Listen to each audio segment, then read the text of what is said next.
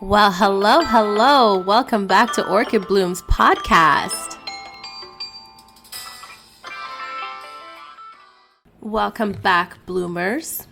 I am your host, Orchid Brown, with Orchid Bloom's podcast. You can find me on TikTok, X, as well as Blue Sky at Orchid Eye Brown. And for Instagram, it's a new account for the personal. It's Orchid Ingrid Brown. This week's episode is on Colonizer. This podcast episode was inspired by Donald Trump, the orange faux pas. America is currently in a messy situation. I mean, they've been in messy situations before, but this is just a mess. And I would feel bad for America, but they did vote him back in after everything. That has been revealed after the last presidency, which again is still a huge mess.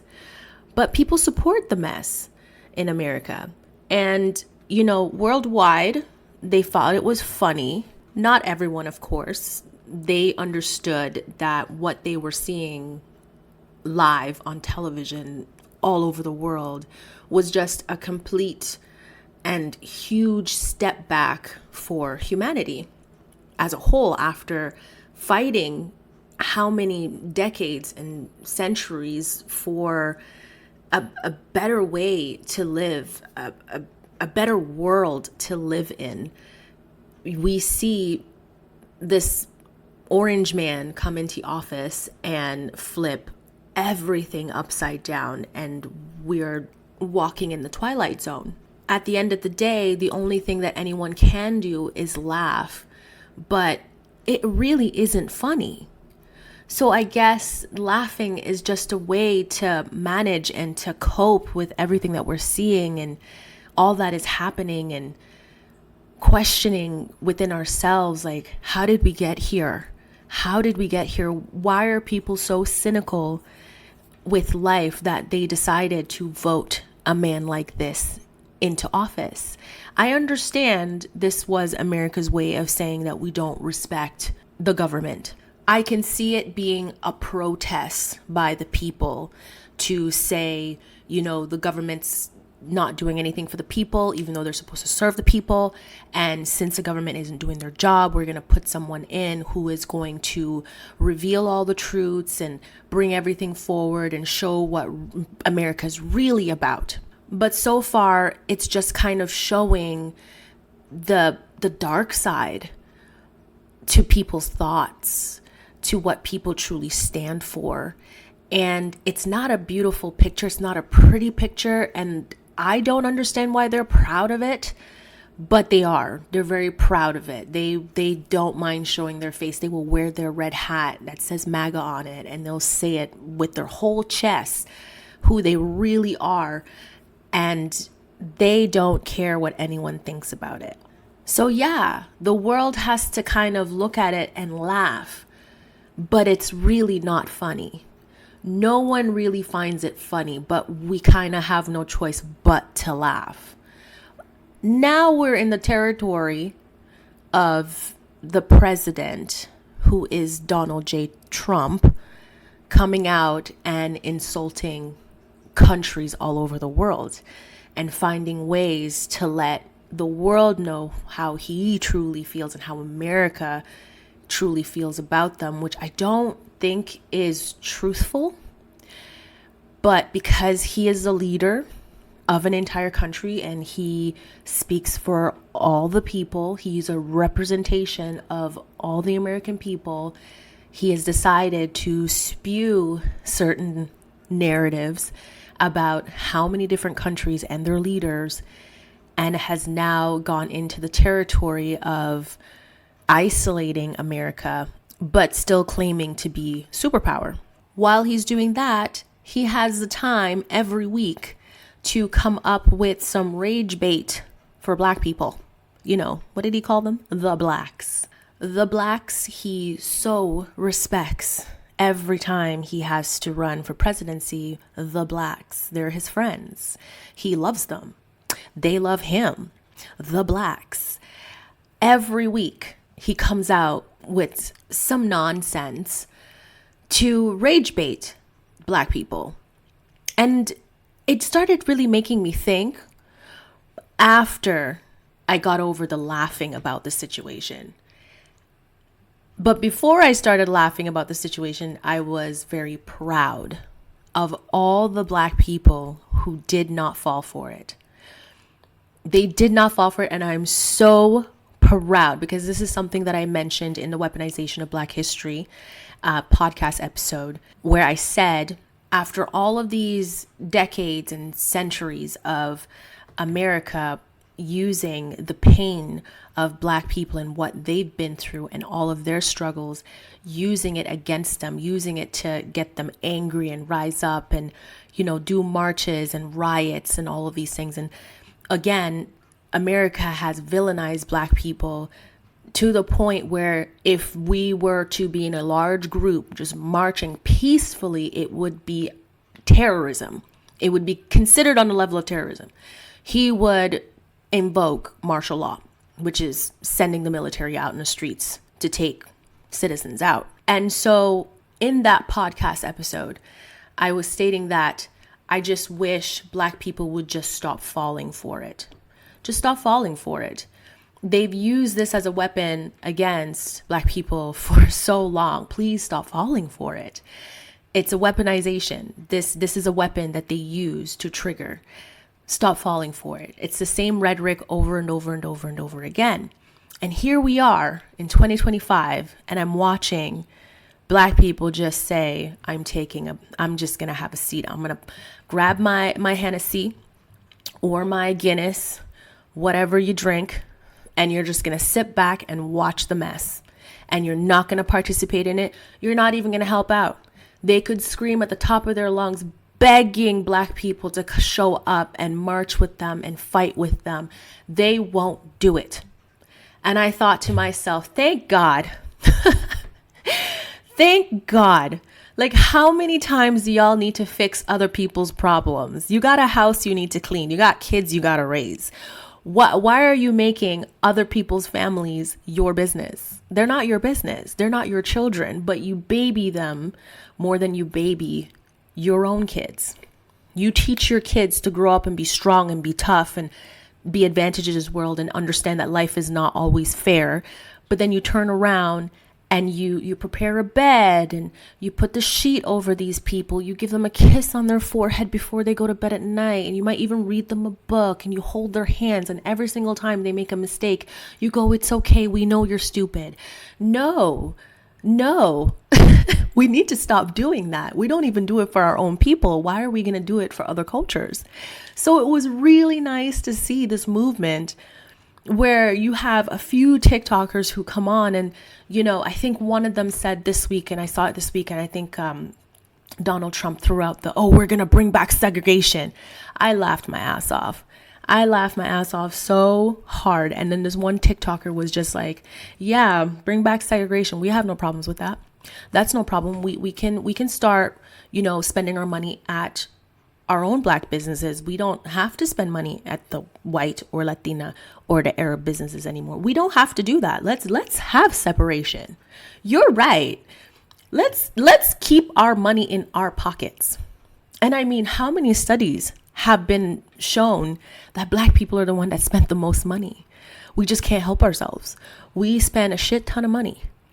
And most of these businesses are thriving because black people spend a lot of money.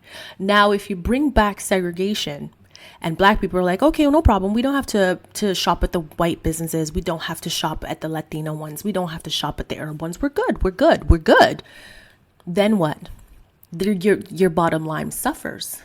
Your bottom line suffers because you've just lost a huge market of customers. Even though a lot of companies don't market to black people are still the ones that spend a lot more money. They do. So it was just kind of funny that every week they come out with something and they're expecting black people to just be so upset about it. And we're not. We're just so used to this bullshit now that all we can do is just sit there with a drink in our hands and laugh. Like, really? You think this is going to affect us? Come on. The movement right now for the next 4 years is that you voted him in. Now he's your problem. And Black people are not going to stand up, because as history has proven, whenever Black people have fought for other cultures to get rights or to get support or to get services that benefits them and their family, they always turned around once they get it and act like Black people don't exist. They act like, oh, well, Black people don't deserve the same service. Well, we fought your battles for you. We should have access to it. Well, actually, no, we don't know who you are. All of a sudden, you don't know who they are. But then when you need something, all of a sudden you remember Black people. And I think Black people are now over it. We're over it. So we're just going to sit and watch the mess y'all created. You voted him in. And of course, the last interview that I think I saw, because again, Kendra said turn the TV off. I am not watching too much of the news. But the clips that I do see, of Mr. Musk.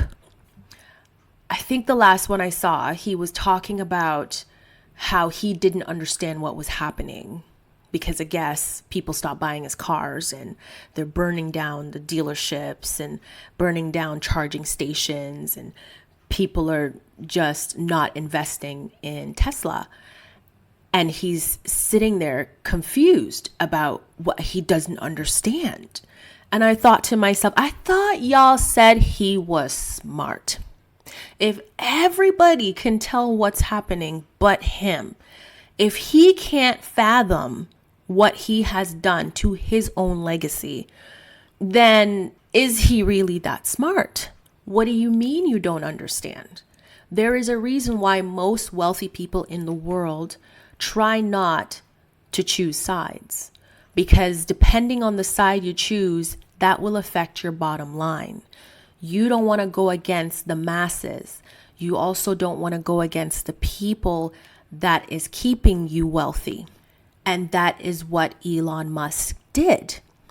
He decided to bring his billions and throw it away just to join Donald Trump and back everything that he's saying. He even gave a Nazi salute to show what he really stands for, what his value systems are. There is a reason why a lot of wealthy people don't get involved in politics. If they donate, they want it under the table. They don't want their name on it because they are afraid it's going to affect their bottom line.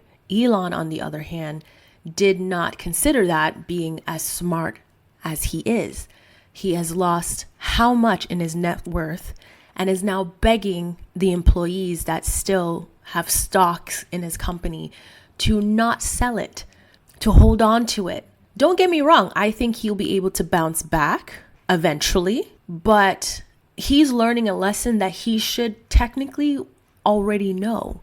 You should understand the masses because these are the people that you want to buy your vehicles and invest in any services that you offer, which in turn makes you billions of dollars every year. Billions of dollars for you to shower on the multiple kids that you have with multiple different women. Now he is begging other successful, wealthy people to back him and support him without understanding the true meaning of the philosophy. And the philosophy is that if you're poor, you hang out with poor people because you're the same. Once you become rich, you can't hang out with poor people. You need to hang out with like-minded people and people with wealth just like you. You decided to hitch your wagon to Donald Trump, who has filed bankruptcy how many times, and deep down may not even have any money, or he wouldn't need to sell state secrets to gain money from foreign officials. So many sketchy things. It's a mess. But you decided to hitch your wagon to someone who has proven that he is not successful. He gets there and he holds on for dear life because he could lose it at any moment. You decided to hitch your wagon to that. When the philosophy is you make sure to associate yourself with other successful people. That's how you stay successful. Now understand that just because you're connected to other successful people does not mean they're your friends. They are only your friends because you're successful. But the moment you stop being successful, the moment you stop being rich and of need to them, they're going to act like they don't know you. They don't want your streak of bad luck to rub off on them. They don't want that. So the philosophy is smart. It's a very smart move, but that philosophy only works if you can maintain that level of success over time. Once you can't maintain it anymore and you've shown that you don't have good luck and you are not as intelligent as they thought you were, you are cut. You are cut. And now Elon Musk is feeling his decisions. Now back to Donald J. Trump. The people that support him support the mess. They think it's brave. He's a brave man. Literally heard that from their mouths. That the changes will help the people and not the rich, even though there has been evidence that that is not true. They truly hope and believe in it. Again, why would anyone think that Trump, who has benefited off taking advantage of the poor to become rich, would ever want to change that? He wants to be famous, rub elbows with the most rich and powerful, not the regular people. He wants to be worshipped by the regular people. He doesn't actually want to rub elbows with them, not the regular people. Regular people are to serve him and glorify him, praise him like he is your God. So that got me thinking about his ancestors, who were most likely colonizers, and how that way of thinking influenced him. They were most likely slave masters or strongly believed in the mentality and passed it down. Unfortunately, I did not look into Trump's lineage because I do not want to invest too much of my time in a person like that. But I definitely wanted to see how much his actions and belief system truly connects to a colonizer, which is why he inspired this podcast episode. So let's begin by defining colonizer. Colonizer is a country that sends settlers to a place and establish political control over it. A lot of countries have experienced being colonized. So to hear Donald Trump calling Canada the 51st state and threatening to take over Greenland was just crazy. Again, very comical, very funny. I know that a lot of people find Donald Trump to be funny, but when all the laughing is over, you are left with the seriousness of the situation. When someone keeps repeating the same joke, is it really a joke? I must say that I was very proud of Canadians for standing up. Most showed their true patriotism. All over social media, you saw Canadians educating other Canadian citizens on what is actually happening and what is going on within Canada. And I felt prior to all of this that Canadians were Trump supporters. Not all of them, but most of them. And I just kept meeting them in every walk of life. I have met Canadian Trump supporters in the church. I have met Canadian Trump supporters at work, and they're very proud and loud about it. I met them on the street, just randomly talking. They are everywhere. So I was very fearful for Canada because it could turn into the 51st state because there are so many Trump supporters that live here. So yes, I was very surprised to see the other side standing up in the way that they did. They were all proud to be Canadians and ready to fight if needed. It put a smile on my face you don't know. Until Doug Ford sat on TV looking like a scared dog after a meeting, last meeting with the Trump administration, and we are all now witnessing the momentum cooling. Everyone wants to know what happened, Doug. What happened? But it seems that he's keeping his mouth shut. So now I'm not really sure. There's a 50-50 chance that they are definitely going to vote in a prime minister that worships Donald Trump. And that to me is a very scary thought.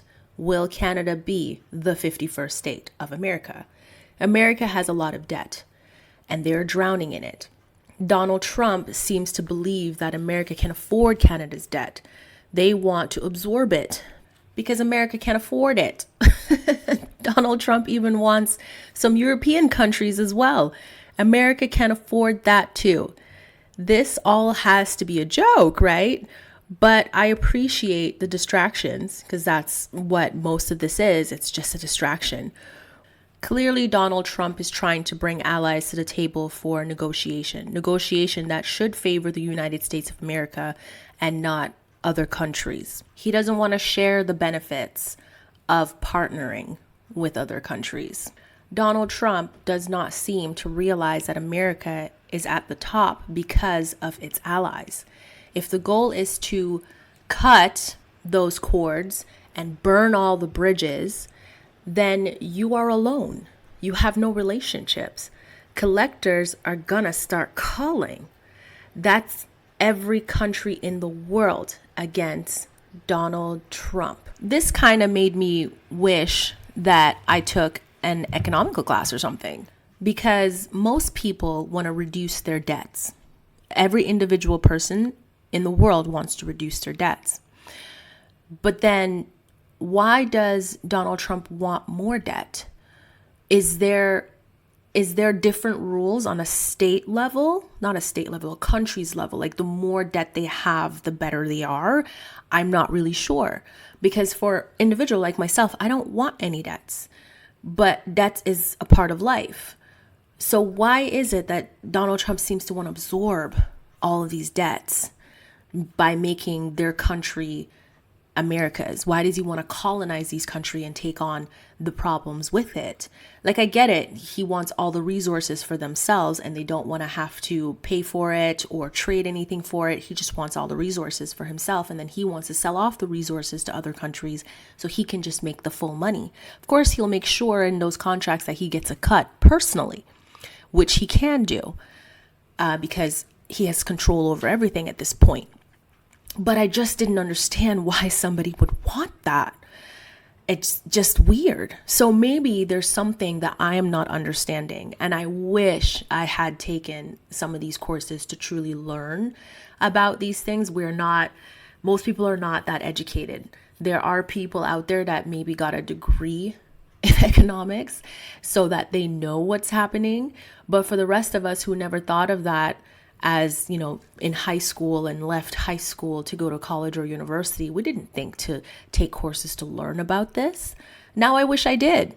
Donald Trump believes in one world order and he wants to control the world. He wants to get whatever he wants, whenever he asks for it. And I get that. But sir, you have competition. Putin wants the same thing. So are you going to take on Putin to be the number one? Would America win? Because let's be honest, you have some Russian supporters in America.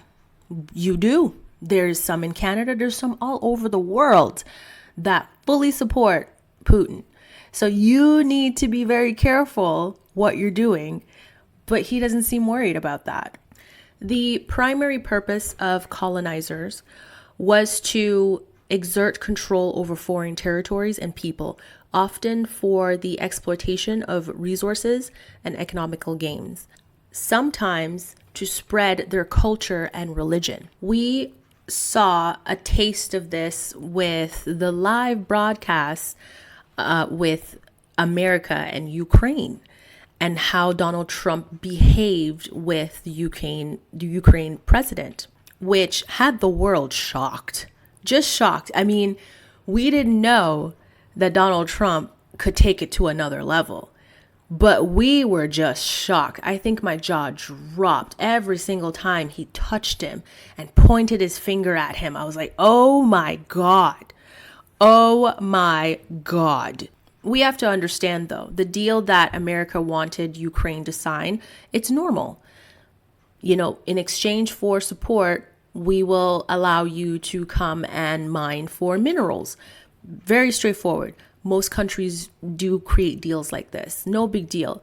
But once Donald Trump changed the terms, or was trying to change the terms in favor of Russia, which technically that's what it was, but passed it off as beneficial to end the war, again, trying to tug on the heartstrings or tug on the suffering of the Ukraine people to try to make it easier for Russia to then take the territories and land that they want to take through a deal that Donald Trump is trying to push, was just crazy to me. If I was a prime minister of a country, there's no way in hell you would catch me signing that deal.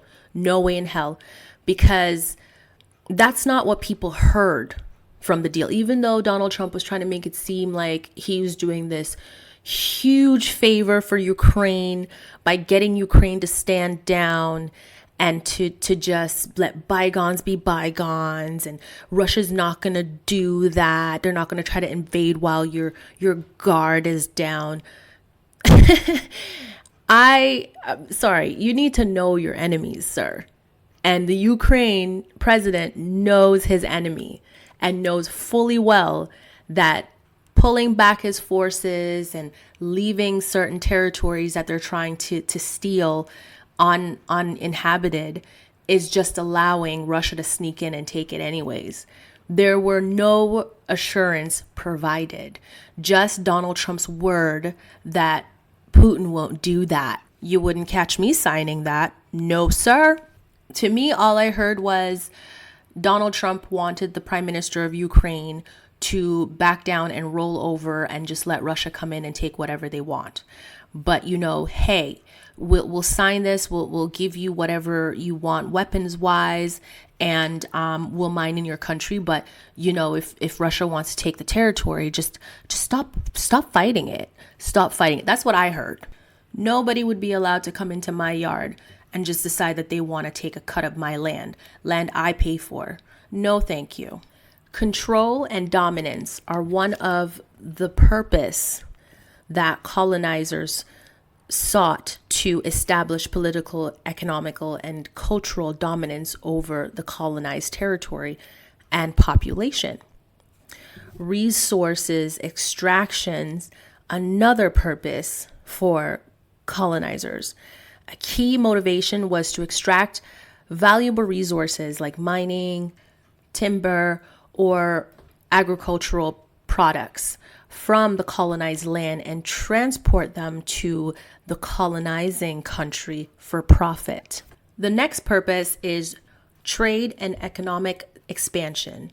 Colonization facilitates the expansion of trade networks and the creation of new markets for the colonizing powers' good. The next purpose is settlement and population. Some form of colonization includes the establishment of permanent settlements in the colonized territory with the goal of creating a new society under the control of the colonizer. The last purpose is religion and cultural influence. Colonizers often sought to impose their religious beliefs, cultural values, and social structure on the colonized population. I feel that in the past it was really bad what a lot of countries had to go through when they were colonized by other country. There was no civility, no value placed on human beings, especially when you are considered other. For those that were colonized, their dignity was stripped away. There was abuse, torture, hatred, and pure evil. It was dark times. Even though the world wished to forget, no one wants to think about the dark times, the darkest in our history as human beings. Not that it has not always been that way since the dawn of time. Scarcity, poverty, and trauma, all of these life experiences can break any normal human being. Life is very hard, but the best part of life is when we experience it at a high, or the highest capacity of happiness. That is the feeling that most people in the world are chasing when they seek substances. They want to recreate that experience all over again. Once you experience that high, you become addicted. So if you've experienced happiness, pure happiness and joy, you want to feel that every single day afterwards. And you will do anything and go far to get it. With power and control, it is just as addictive. You feel larger than life, above it all, which is how Donald Trump feels, above the law. Now, I'd like to end this podcast episode by talking about colonizer mentality, which I felt would explain more about the colonizer, but in actuality, it focuses on the people that are colonized. Colonized mentality refers to the internalized attitude of ethnic or cultural inferiority felt by people as a result of colonization, believing the colonizer's culture is superior.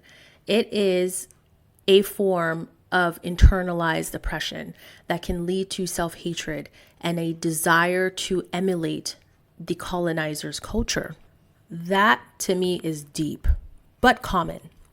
I remember in Jamaica being told as a child that if you want to grow up and be successful, you need to speak proper English. Even in Jamaica, that standard was implemented.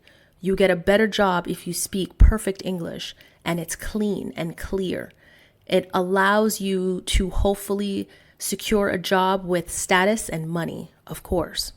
Colonial mentality is an internalized belief, often stems from the historical colonization that one's own culture, values, and identity are inferior to those of the colonizer.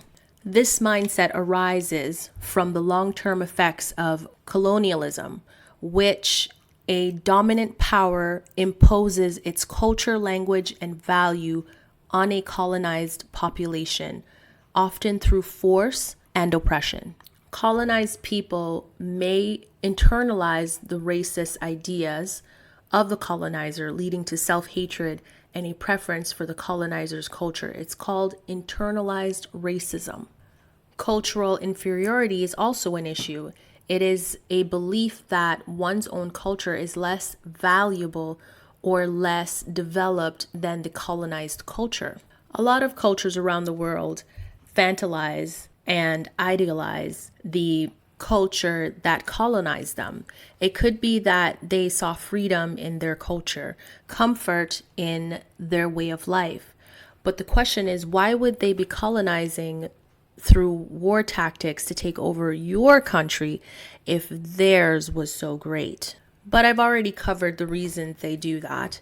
It creates wealth, generational wealth for their families. Look at England and France. I am sure Spain is in there too, but haven't done research on Spain's colonization efforts. Back to the mentality.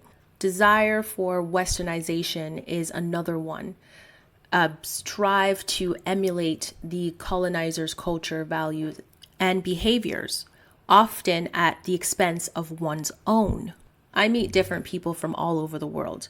They arrive in a westernized world and are actively pursuing the dreams promised and sold to them years prior. It was passed down through generations and advertised all over TV and movies. But isn't that brainwashing? Colonial mentality can lead to widespread mental health issues, which is prominent in countries that was colonized. But it is still new and not encouraged to learn more about it. There's a lot of people that just don't feel good being diagnosed with a mental illness, so they will deny it till the day they die. There is a stigma against mental health, and it is felt in a lot of other countries as well as third world countries. The countries that has the highest mental health crisis are Portugal, Iran, and Lebanon. We also see high prevalence and disability in Australia, Western Europe, and parts of America, including the US and Brazil. Mental health issues include depression, anxiety, and a sense of powerlessness. Examples of the psychological impact is a preference for foreign products and brands over locally produced goods, a belief that speaking a foreign language is more important than the one's native language, a desire to change one's appearance to conform to a Western beauty standard. All of us are guilty of this, every single one of us, because that's how we were raised. There are ways to overcome colonial mentality. The first one is to reclaim your cultural identity. So embracing and celebrating one's own culture, language, and traditions. From my observation, the two cultures that I've witnessed doing this are India and Asia. There are more, but I have not experienced them. I can only speak on what I've witnessed. The second point is education and awareness. So warning about the history of colonialism and its impact on one's culture and identity. Third point is critical thinking, questioning the dominant narrative and values that have been imposed by the colonizers. And the last one on the list, solidarity and resistance. So working with others to resist the ongoing effects of colonialism and fight for social justice. So we will end on that note. And that concludes the podcast episode. Thank you for supporting the Orchid Blooms podcast. Please subscribe, follow, rate, and leave a review if you can on the podcast or the episode, depending on which platform you listen to it on. We also have social media pages, so subscribe and follow Orchid Blooms YouTube channel, The Ambitious Obsession Network on Facebook, at The Ambitious Ops on Twitter, at The Ambitious Net on Instagram. Don't forget to share your favorite podcast episode with your family and your friends, and I hope you have a splendid day.